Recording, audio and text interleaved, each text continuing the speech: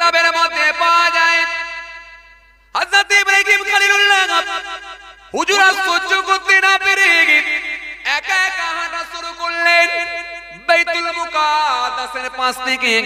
হুজুর একা একা হাঁটতে লাগলেন, হেঁটে হেঁটে হেঁটে হেঁটে একটা নির্জন জায়গায় গিয়ে পৌঁছালেন।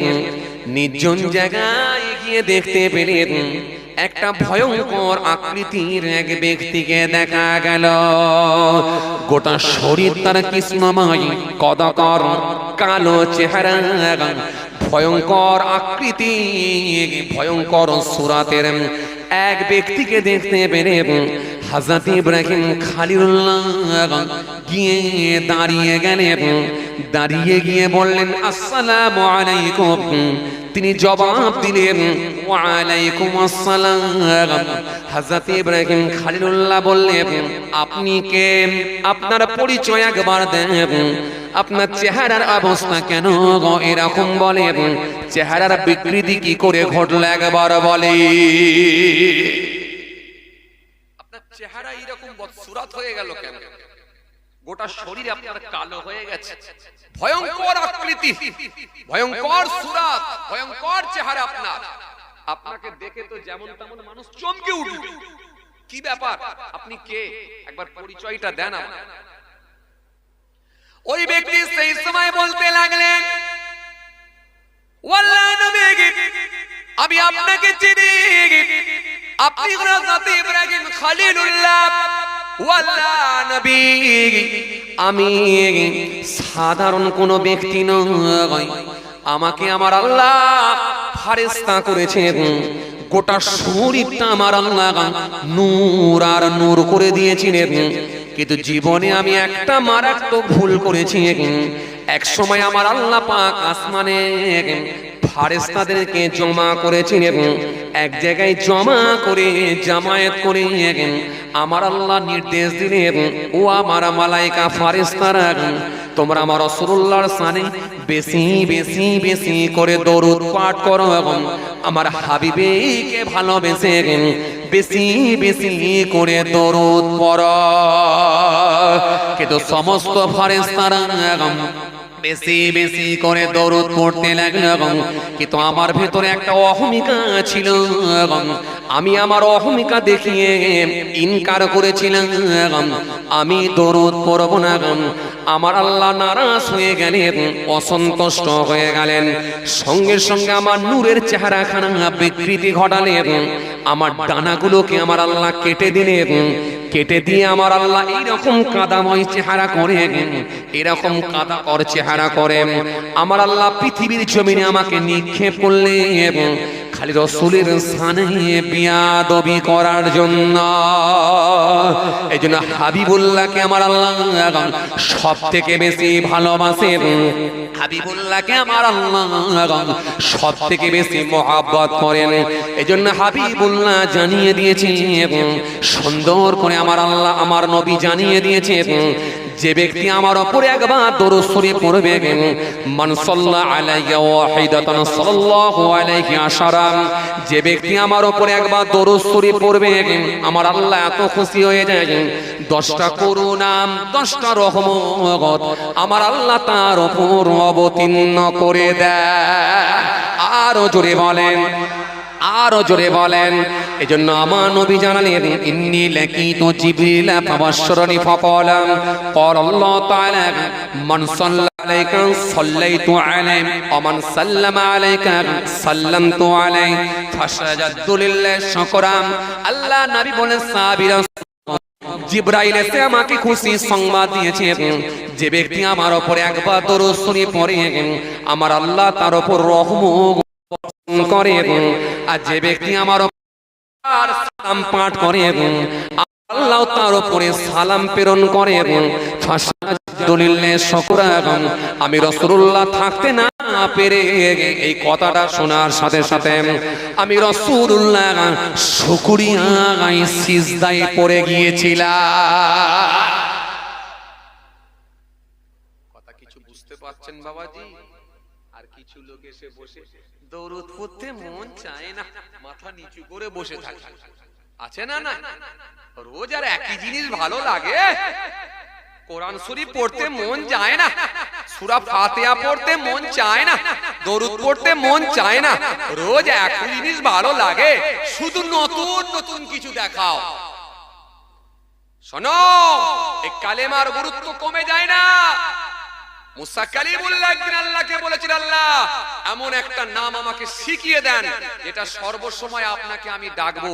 আমি যেহেতু আপনার স্পেশাল নবী, আপনি আমাকে নবী করেছেন, রাসূল করেছেন, পয়গম্বর করেছেন, আপনি আমাকে রিসালাত দান করেছেন, আপনি আমাকে কিতাব দিয়েছেন, কালিমুল্লাহ উপাধি দিয়েছেন।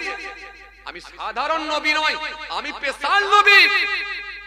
শুধু নবী নই, আমি রাসূল। আমার উপরে কিতাব দিয়েছেন মানে আমি রাসূল।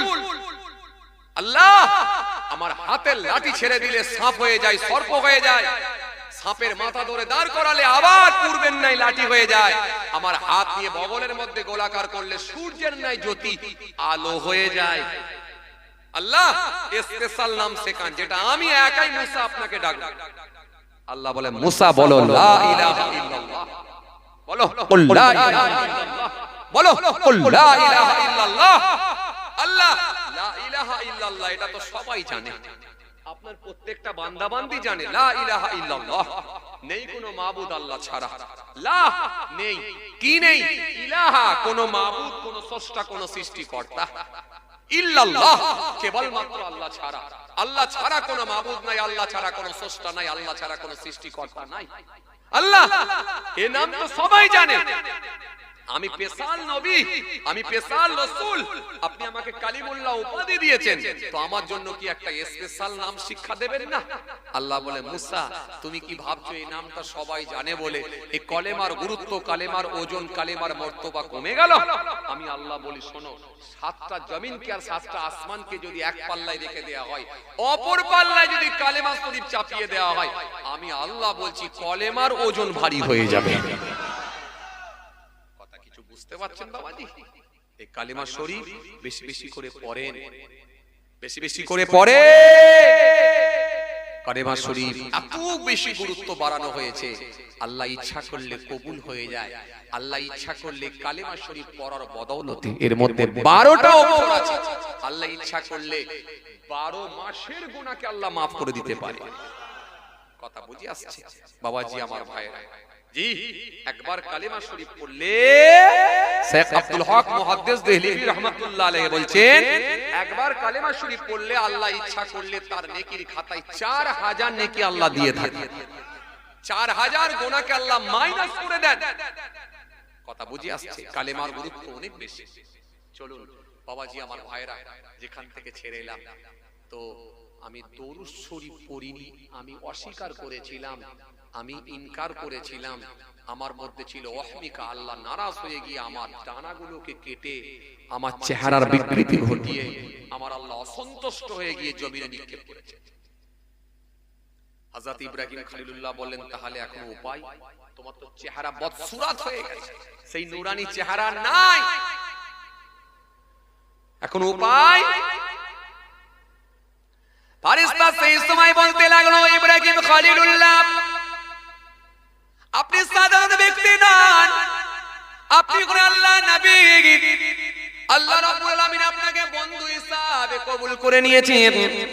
আপনি একবার আমার জন্য দোয়া চান, যাতে করে আমার আল্লাহ পাক আমার পূর্বের ন্যায় চেহারা দান করেন। আপনি আমার আল্লাহ আমাকে যাতে করে maaf করে দেন, আমাকে যাতে করে আমার আল্লাহ ক্ষমা করে দেন। হযরত ইব্রাহিম খলিলুল্লাহ আল্লাহ দরবারে দোয়া করলেন, ও রব্বুল আলামিন, আল্লাহ ফেরেশতাকে আপনি maaf করে দিন, ক্ষমা করে দিন। আমার আল্লাহ পাক ইব্রাহিম খলিলুল্লাহর জবানের দোয়াকে কবুল করলেন। জবানের দোয়াকে কবুল করে নিয়ে ওই ফেরেশতাকে আমার আল্লাহ maaf করে দিয়ে পূর্বের ন্যায় নূরানি চেহারা ফির দান করে দিলেন। আরো জোরে বলেন, আরো জোরে বলেন। আল্লাহ ডানা দান করলেন, ফেরেশতা উড়ে চলে যাবে, যাবার আগে একবার ইব্রাহিম খলিলুল্লাহকে বললেন, ও আল্লাহ নবী ইব্রাহিম খলিলুল্লাহ, আপনাকে আমি কথা দিয়ে গেলাম, ওয়াদা দিয়ে গেলাম, আমি আল্লাহর দরবারে চলে যাচ্ছি, তবে সর্বসময় আমি দরুদ পাঠ করব, আর এই দরুদের নাজরানা আমার আল্লাহ পাক আখিরি নবীর কাছে পৌঁছে দেবেন।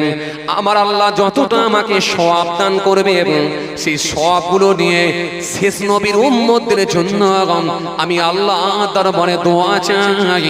শেষ নবীর উম্মতদের জন্য আল্লাহ দরবারে ওই দরুদের নাজরানা পাঠ করব। আল্লাহ যত সওয়াব দেবেন শেষ নবীর উম্মতদেরকে আমার আল্লাহ পাক সেই সওয়াবের হকদার করে দেবেন। এই কথা বলে ফেরেশতা সালাম দিয়ে আল্লাহ দরবারে উড়ে চলে গেলেন। কথা বুঝতে পারছেন? আল্লাহ রাব্বুল আলামিন যা সওয়াব দেবেন এটা শেষ নবীর উম্মতদের জন্য আমি দান দিয়ে দিলাম। আল্লাহ শেষ নবীর উম্মতদের কাছে এই সওয়াবটা পৌঁছে দেবে। কথা বুঝে আসছে? এই যে শেষ নবীর উম্মতদেরকে আমার আল্লাহ বড় ভালোবাসেন। কথা বুঝছেন? ভাইরা আমার, বন্ধুরা আমার, সাথী মহব্বতের ভাইরা, অনেক সময় আপনারা দিয়েছেন, কষ্ট হচ্ছে আপনাদের? এই জোরে বলুন, কষ্ট হচ্ছে? আর একটু হবে? টেম্পার বিরাট ফুল টেম্পার আছে, একবারে চার্জ দেখি 100 1-2% কমে নে। হ্যাঁ, আল্লাহু আকবার। তাই তো দেখছি বুড়ো লোকগুলো বলছে হ্যাঁ থাকবো। আমি ভাবলাম চার্জ হয়তো বুড়ো লোকেদের কমে যায়, রাত হচ্ছে তো কথা বলে ফুল চার্জ, বিরাট টেম্পার। তার মানে গাড়ি যত চলে না, রানিং থাকলে চার্জ বেড়ে যায়। আপনি জিজ্ঞাসা করবেন ব্যাটারির দোকানে, খবর নেবেন, গাড়ি রানিং থাকলে চার্জ বেড়ে যায়। কথা বুঝতে পারছেন? চার্জ কমে না, যে ফুল চার্জ। আলহামদুলিল্লাহ, একবার তাকবীর দেন, নারায়ে তাকবীর। একটু খুশি মনে দেন না নারায়ে তাকবীর, আরো জোরে দেন না নারায়ে তাকবীর, নারায়ে তাকবীর। সিলসিলায়ে মুজাদ্দিদ জামাত দাদা পীরের হক সিলসিলা যদুরহাটি গ্রামের বাৎসরিক সালে সব নারায়ে তাকবীর। তাহলে দরুদের গুরুত্ব কত বোঝা গেল তো? এই বোঝা গেল তো? বোঝা গেল তো? সাইকেল চালাতে চালাতে দরুদ পড়বে, বাড়িতে যখন শুতে যাবেন বিছানায় 2-4 বার দরুদ শরীফ পড়ে নেবেন, কমপক্ষে 3 বার পড়বেন, পড়ে শুয়ে পড়বেন। কলেমা শরীফ 3 বার পড়বেন, পড়ে শুয়ে পড়বেন। এটা বেশিক্ষণের কাজ নয়, আর বেশি কষ্ট নয়। এই কালেমা শরীফ পড়ে শুয়ে পড়বেন। জীবনের শেষ কথা যদি কলেমা হয়ে থাকে, আল্লাহ রাজি হলে যদি ওই রাতে মৃত্যু দেয়, আল্লাহ ইচ্ছা করলে কালেমার ওসিলায় আল্লাহ জান্নাত হয়ে যাবে। কথা বুঝে আসছেন? কালেমার গুরুত্ব অনেক বেশি, দরুদের গুরুত্ব অনেক বেশি। এগুলো পড়বেন। এইজন্য আমরা প্রথমে কি বলছিলাম, জি আমরা কিছু মানুষ থাকি দরুদ যেন পড়তে মন চায় না, না এগুলো না। আমরা এখানে যাচ্ছি দরুদ পড়ারই জায়গা। এই দরুদ পড়ার জায়গায় আজকে হয়ে গেছে। এই জায়গাটা হলো দরুদ পড়ারই জায়গা, কালেমা পড়ারই জায়গা। 2-4 বার আমরা পড়ে এগুলো সওয়াবের হকদার হতে পারবো। সওয়াব থেকে যেন বঞ্চিত না হয়ে যায়। আমাদের নেকি সওয়াবের দরকার আছে। কথা বুঝে আসছে? ভাইরা, সাহাবা কেরামের আবার জিজ্ঞাসা করলেন, আইয়ুল আমাল আহাব্বু ইলাল্লাহি আযজা ওয়া জাল, ইয়া রাসূলুল্লাহ, হাবিবাল্লাহ, হুজুর সবথেকে ভালো আমল কি আমল হুজুর? সবথেকে ভালো আমলটা কি আমল হুজুর একটু বলেন। নবী বলেন সবথেকে ভালো আমল হলো ক্বালা আস-সালাতু ওয়ালা ওয়াক্তিহা, নামাজের সময় নামাজ পড়ে নেওয়া। জোরে বলবেন না, আরো জোরে বলবেন না। নামাজের সময় নামাজ পড়ে নেওয়া, এটা হলো সবথেকে ভালো আমল। কেন? ওই নামাজই পারে মানুষকে অন্যায় মুক্ত করতে। হযরত জাবের থেকে বর্ণিত হাদিস এসেছে, আল্লাহ নবী সাল্লাল্লাহু আলাইহি ওয়াসাল্লাম বলছেন, জাবের থেকে বর্ণিত হাদিস এসেছে, আল্লাহ নবী সাল্লাল্লাহু আলাইহি ওয়াসাল্লাম হাদিস পাকের মধ্যে জানিয়েছেন, এক সাহাবী বলে, ইয়া রাসূলুল্লাহ, হাবিবাল্লাহ, হুজুর ওই মানুষটা রাতের বেলা নামাজ পড়ে আর দিনের বেলা চুরি করে। রাতের বেলা নামাজ পড়ে, দিনের বেলা আরে কথা বলে না, দিনের বেলা চুরি করে। সকাল বেলা চুরি করতে বার হয়ে যায়, রাতের বেলা নামাজ পড়ে। আল্লাহ নবী সেই সময় বলেন, সাহাবী শোনো, ও যখন নামাজ পড়ছে, নামাজ পড়ায় যখন অভ্যস্ত হয়েছে, ওর নামাজই একদিন ওকে অন্যায় মুক্ত করে দেবে। ও ওর নামাজ ওকে পাপ মুক্ত করবে, ত্রুটি মুক্ত করবে ওর নামাজ। কথা বুঝে আসছে? এই জন্য প্রত্যেকে নামাজি হয়ে যান। যুবক ছেলেরা সব নামাজি হয়ে যান, মুরব্বীরা সব নামাজি হয়ে যান, দাড়িওয়ালা হয়ে যান, পরেশগার হয়ে যান, ইমানদার হয়ে যান, আল্লাহওয়ালা হয়ে যান। আসেন, হিংসা মুক্ত হয়ে যান, মিথ্যা মুক্ত হয়ে যান, সুদ মুক্ত হন, ঘুষ মুক্ত হন, জীবনটা তৈরি করুন। খুব বেশি দিন সময় নাই, খুব বেশি দিন সময় নাই। ফিলিস্তিনের মানুষগুলোরও বহুদিন বাঁচার ইচ্ছা ছিল, ফিলিস্তিনের মানুষগুলোরও বহুদিন বাঁচার ইচ্ছা ছিল, অনেকদিন বাঁচবো এই চেষ্টা ছিল, এই আকাঙ্ক্ষা ছিল, কিন্তু না, উপায় না, উপায় না। কোন সময় আমার আল্লাহ আমাদেরকেও ডেকে নেবে, কোথায় মানুষ চলে যাবে, ভাইরা আমার, বন্ধুরা আমার, সেই দিনে কিন্তু আর কেঁদে কুল পাওয়া যাবে না, আর কেঁদে কুল পাওয়া যাবে। আসেন, ভুল বুঝবেন না, রাগ করবেন, সময় আছে, পরিবর্তন হয়ে যান, সময় আছে, চলে আসেন, সময় আছে, তওবা করে আল্লাহর কাছে ফিরে আসেন। কেন? আমার আল্লাহর ওয়াদা আছে, ওয়ালাইসাতিত তাওবাতু লিল্লাযিনা ইয়া'মালুনাস সাইয়্যাত হাত্তা ইযা হাদারা আহাদাহুমুল মাউত ক্বালা ইন্নী তুবতু আনা ওয়া আলাল লাযিনা ইয়ামুতুনা হুম কুফার উলাইকা আ'তাদনা লাহুম আযাবান আলীমা। আল্লাহ কোরআনে কারীমের মধ্যে ঘোষণা দিয়েছেন, আল্লাহ বলেছে তাদের তওবার কবুল করব না যারা অন্যায় কাজের সঙ্গে যুক্ত থাকবে। আর মৃত্যু যখন তাদের কাছে এসে পৌঁছে যাবে, ওই সময় তওবা করার চেষ্টা করলো, আর তওবা কবুল হবে না। আর যারা বিনা তওবায় মারা যাবে, কুফরি করে মারা যাবে, বিনা তওবায় মারা যাবে, যারা কাফিরি অবস্থায় মারা যাবে, তাদের জন্য রয়েছে যন্ত্রণাদায়ক শাস্তি, যন্ত্রণাদায়ক শাস্তি, যন্ত্রণাদায়ক শাস্তি। আমি আল্লাহ ছাড়ব না, ছাড়ব না। কোরআন শরীফের মধ্যে আল্লাহ ঘোষণা দিয়েছেন, ওয়ালাকাদ আহলাকনাল কুরুনা মিন ক্বাবলিকুম লাম্মা যালামু ওয়া জাআতুহুম রাসূলুহুম বিল বাইয়িনাত ওয়া মা কানু লিয়ুমিনু কাযালিকা নাজজিল কওমাল মুজরিমিন। আল্লাহ কোরআনের মধ্যে সব বলেছেন। এই পৃথিবীর মানুষ, তোমরা কি জানো না তোমাদের পূর্বের মানুষগুলোকে আমি আল্লাহ কেমন করে নির্মূল করেছি, কেমন করে তাদের নাম নিশানা মিটিয়েছি, কেমন করে তাদেরকে আমি ধ্বংস করেছি। লাম্মা যালামু, যখন তারা জুলুম করেছিল, যখন তারা মানুষের উপরে নির্যাতন করেছিল, কষ্ট দিয়েছিল, অন্যায় কাজের সঙ্গে যুক্ত ছিল, আমি আল্লাহ তাদেরকে ধ্বংস করে দিয়েছি। লাম্মা যালামু ওয়া জাআতুহুম রাসূলুহুম বিল বাইয়িনাত, অথচ আমি আল্লাহ তাদের কাছে পাঠিয়েছিলাম নবী রাসূলদেরকে পাঠিয়েছি। নবী রাসূলরা তাদের কাছে গিয়েছিল, মুসা নবী, ঈসা নবী, দাউদ নবী, সুলাইমান নবী, ইউসুফ নবী, জাকারিয়া নবী, ইহইয়া নবী, ইউনূস নবী, সব নবীরা গিয়েছিল, সব নবীরা গিয়েছিল, সবাই গিয়ে বলেছিল দ্বীন মানো, ইসলাম মানো, আল্লাহ মানো, আমাকে নবী বলে মানো, ঈমান আনো। তারা বলেছিল লিয়ুমিনু, কিন্তু তারা ঈমান আনে না। আমি আল্লাহ বলছি কাযালিকা নাজজিল কওমাল মুজরিমিন, আমি আল্লাহ তাদেরকে ধ্বংস করে দিয়েছি, নাম নিশানা মিটিয়ে দিয়েছি, আর আমি আল্লাহ শাস্তি প্রয়োগে কিন্তু বড় কঠোর।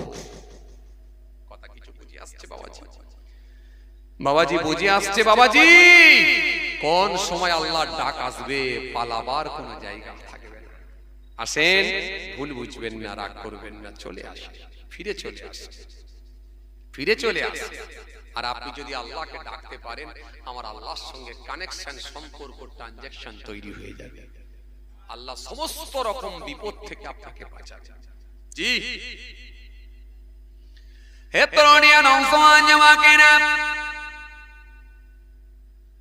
ইয়া মাই মুরব্বিয়ানা, বাবা রাসূলকে দিয়ে কিতাবের মধ্যে পাওয়া যায়, আমার আল্লাহর ঘোষণা দিয়ে দিয়েছে, যে বান্দা আমি আল্লাহর হয়ে যাবে, আমি আল্লাহ কথা দিচ্ছি, আমিও তার হয়ে যাব। আরো জোরে বলেন, আরো জোরে বলেন, তুলনা হবে না বাবা। মুজাদ্দিদ আল-ফিসানি, যিনাকে আল্লাহ করলেন সোনার খনি, বড় পীর আব্দুল কাদের জিলানী, যিনাকে আমার আল্লাহ বানিয়ে দিলেন সোনার খনি, ফুরফুরা শরীফের দাদা হুজুর, যিনি হয়ে গিয়েছিলেন শরীয়তের খোর, অন্যায় দেখলে ভেঙে চুরমুর, তিনি তো আর অন্য কেউ নয়, তিনি হলেন আপনার আমার পীর মুর্শিদ হযরতে পীর দাদা হুজুর। যে বান্দা আমার হয়ে যাবে আমি আল্লাহ স্বয়ং তার হয়ে যাব, আর আমি যদি কারোর হয়ে যাই তার কোনো টেনশন নাই, তার কোনো চিন্তাও নাই। যখন কোনো বান্দা আমার হয়ে যাবে আমি আল্লাহর কথা আছে কুল মাখলুকাত তার গোলাম হয়ে যাবে। কিতাবের মধ্যে পাওয়া যায় হযরত ইব্রাহিম খলিলুল্লাহকে আমার আল্লাহ একদিন বললেন, ও ইব্রাহিম যাও যাও একটু ভ্রমণে বার হও, একটু ভ্রমণ করো, আমার নিদর্শনগুলো একবার দেখো। ভ্রমণে বার হও, সফরে বার হও, আমার নিদর্শনগুলো দেখো, আমি আল্লাহ পাক কেমন করে বানিয়েছি। ও বান্দা একবার দেখো, গোলাম একবার দেখো। ইব্রাহিম যাও, আমি আল্লাহ বলি ভ্রমণে বার হও, সফরে বার হও। কথা বুঝছেন?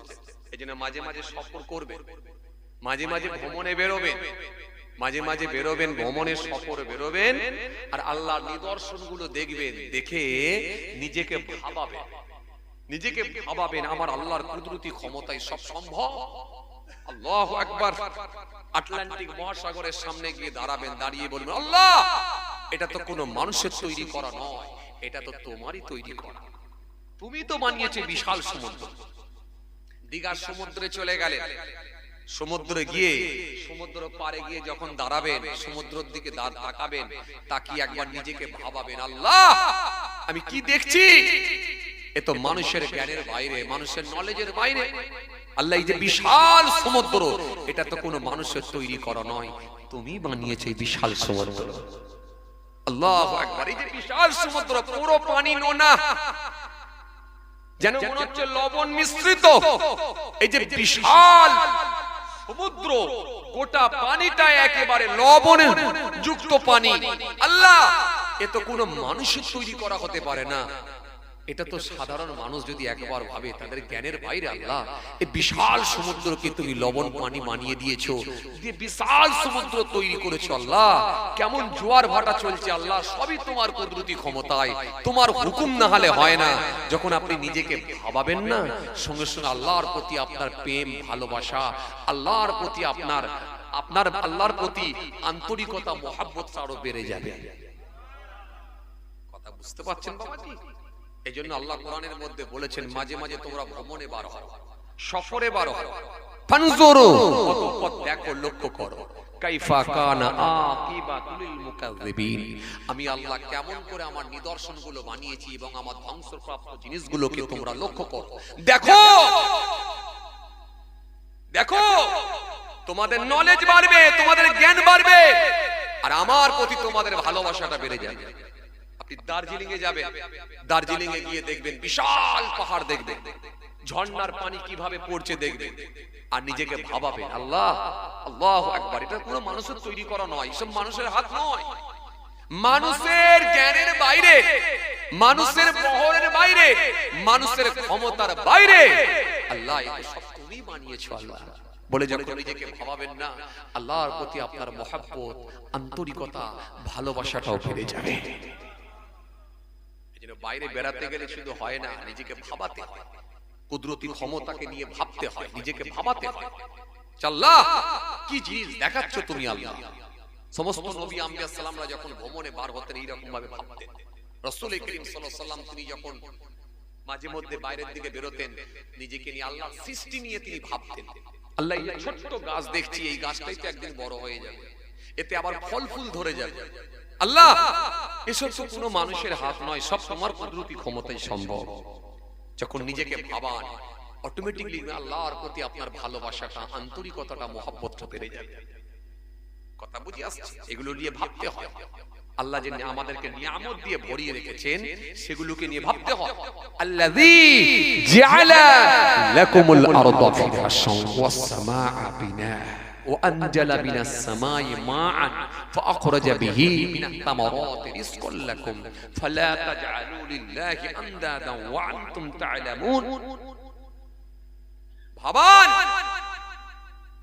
হযরত ইব্রাহিম খলিলুল্লাহকে আমার আল্লাহ একদিন বললেন, যাও ইব্রাহিম একটু ভ্রমণে বার হও, সফরে বার হও, আর আমি আল্লাহ কেমন করে সব বানিয়েছি আমার নিদর্শনগুলো দেখো, দেখো আমার বানানো জিনিসগুলো দেখো, দেখো আমি কেমন করে বানিয়েছি, একবার দেখো, যাও সফরে বার হও। হযরত ইব্রাহিম খলিলুল্লাহ তিনি সফরে বার হয়ে গেলেন। আল্লাহু আকবার। সফরে বার হলেন, ভ্রমণে বার হলেন। ইব্রাহিম খলিলুল্লাহ জানিয়েছেন, বেরিয়ে পড়েছেন। হ্যাঁ বন্ধুরা, আমার সাথী মুহাব্বতের ভাইরা, অনেক সময় আপনারা দিয়েছেন আলহামদুলিল্লাহ, একেবারে প্রায় একটা স্টার্ট করব। জি আল্লাহ, অনেক টাইম হয়ে গেল। যাই হোক, অসমাপ্ত বক্তব্যকে সমাপ্তির দিকে আগিয়ে দিলাম। আল্লাহ যদি ফের কোনো সুযোগ দেয় ইনশাআল্লাহ আলোচনা হবে। আমার ভাইরা বড় আশা করে বলেছেন, কথা বুঝতে পারছেন, প্রতি বছর আপনারা দেন বলি তো আশা করে। আরে ফকির সাহেব দরজায় যাই কেন বলেন তো? জানে এই বাড়িওয়ালা কিছুটা হলেও দেবে, একবারে ফিরিয়ে দেবে না। কথা ঠিক কিনা ভুল বলে?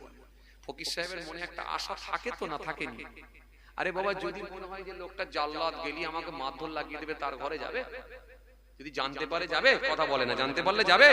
যাবে না। সে জানে নিশ্চয়ই আমি গেলে হাত পাতলে ফিরিয়ে দেবে না, ফিরিয়ে দেবে না, নিশ্চয়ই আমাকে দান দেবে। দান দেয় বলি তো আশা করে যায়। তো আমার ভাইরাও বড় আশা করেছে, আমরাও বড় আশা করেছি আপনারা দান দেন বলে। প্রতি বছরই আপনারা দেন, আর আপনারা দেনেওয়ালা আছেন আপনারা। আর আপনাদের মতো দেনেওয়ালা মানুষদের জন্যই আজকে আলহামদুলিল্লাহ দিন এখনো টিকে আছে। কথা ঠিক কিনা বলবো?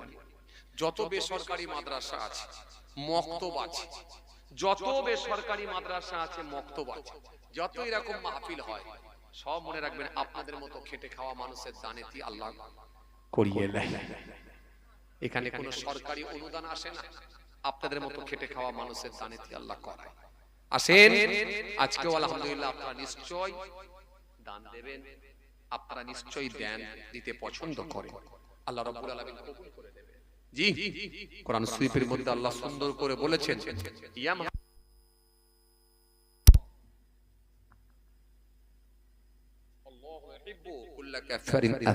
আল্লাহ কোরআনের মধ্যে স্পষ্ট ঘোষণা দিয়েছেন। আল্লাহ বলছেন, দানকারীকে আমি আল্লাহ, দান সদকাকে আমি আল্লাহ বাড়িয়ে দিই, বৃদ্ধি করে দিই, আর কি সুদকে আমি আল্লাহ ধ্বংস করে দিই। আল্লাহু ইউহিব্বু কুল্লা কাফারিন আযীম। আল্লাহ কোরআনের মধ্যে ঘোষণা দিলেন, ওই সমস্ত অকৃতজ্ঞ পাপী ব্যক্তিদেরকে আমি আল্লাহ পছন্দ করি না, পছন্দ করি না। জি, আল্লাহ কোরআনের মধ্যে বলেছেন, ওয়াহাল্লাল্লাহুল বাই'a ওয়া হারামা রিবা। ক্রয় বিক্রয় তোমাদের জন্য বৈধ করা হলো, সুদ তোমাদের জন্য হারাম করে দেয়া হলো। কথা বুঝে আসছে? আসেন, আজকের মাহফিলের সর্বপ্রথম এইখানে আপনি এদিক দিয়ে পড়ে যাবেন, চাচা ওই দিক দিয়ে চলে আসেন, ওই দিক দিয়ে চলে আসেন। ইয়া আল্লাহ, অনেক ডিসটেন্স হয়ে যাচ্ছে চাচা। আচ্ছা বাবাজি, আপনারা দান দেবেন, সর্বপ্রথম কে দেবেন? সর্বপ্রথম যদি কেউ দেন, আমার আল্লাহ বড় পছন্দ করে।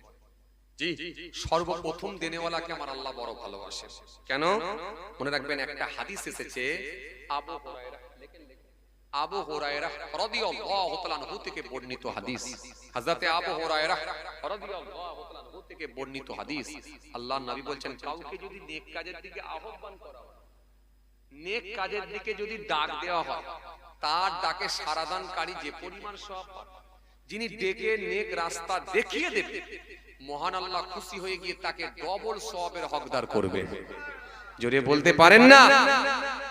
আজকের মাহফিলে সর্বপ্রথম কেউ আছেন আগামী বছরে ইনশাআল্লাহ? আচ্ছা, মাশাআল্লাহ মাশাআল্লাহ, আমাদের ফিরোজ ভাই 1000 টাকা সর্বপ্রথম দিয়েছে, আর আমি চাইছি চালের খাতায় সর্বপ্রথম নেব। আজকের মাহফিলে সর্বপ্রথম কেউ আছেন বাবাজি? এক বস্তা 25 কিলো চাল দেবেন। একটা, এই আস্তে কথা বলবেন না ভাই, কথা বলবেন না কেউ। 1 2 3, তিনটে লেখে। আর একবার হাত তোলেন তো ভাই, এই দেখেন তিনটে হয়েছে, তিনটে। এইখানটা পুরো সাইলেন্ট রাখতে হবে, কোনো ডিস্টার্ব যেন না হয়, কোনো আওয়াজ যেন না হয়। আলহামদুলিল্লাহ তিনটে পেয়েছি, আল্লাহর শুকর। তিনজন ভাই আল্লাহর শুকর 3 বস্তা চাল দেবেন বলেছে। আলহামদুলিল্লাহ আলহামদুলিল্লাহ। বাবা তোমরা বন্ধ করে দাও না, এখনো চাঁদা তুলবে, বন্ধ করো বন্ধ করো বন্ধ করো, আর তুলুনি বাবা। হ্যাঁ লাঠি নামিয়ে দাও। হয়ে গেছে জলসা শেষ, লাঠি নামিয়ে দাও।